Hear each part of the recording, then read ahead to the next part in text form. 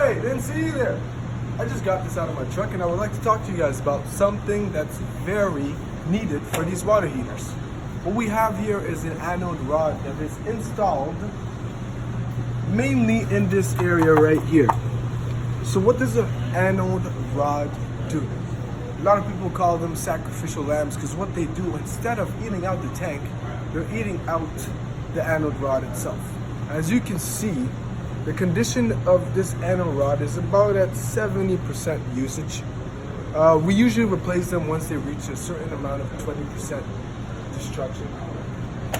But we'll get back to this and we'll explain to you a few more other things that are required for the safety of this tank.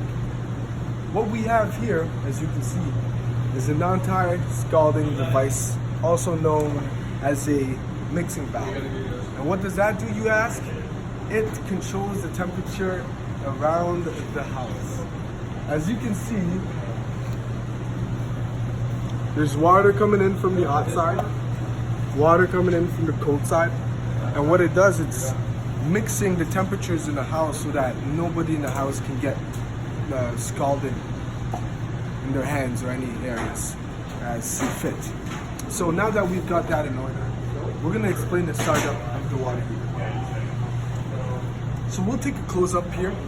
We'll show you exactly what's going on here and what are these settings all about. As you can see, there's hot, low, vacation, and very hot.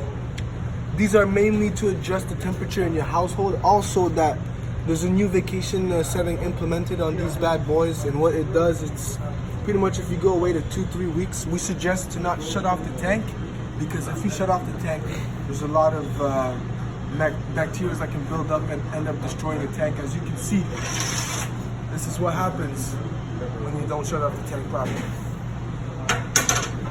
So we're gonna go on ahead and start this up. First things first, you always gotta make sure your gas is on so the system can work. Lastly, we're gonna set the temperature where we want it to be. So we'll be setting it at hot.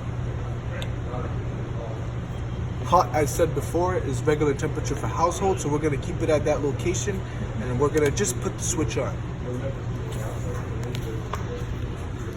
So what will happen here is that there's a thermocouple that's headed directly inside this section here, and what it will do, it will ignite the hot surface igniter, which will then heat up the tank itself. As you can see, there's a light going on there.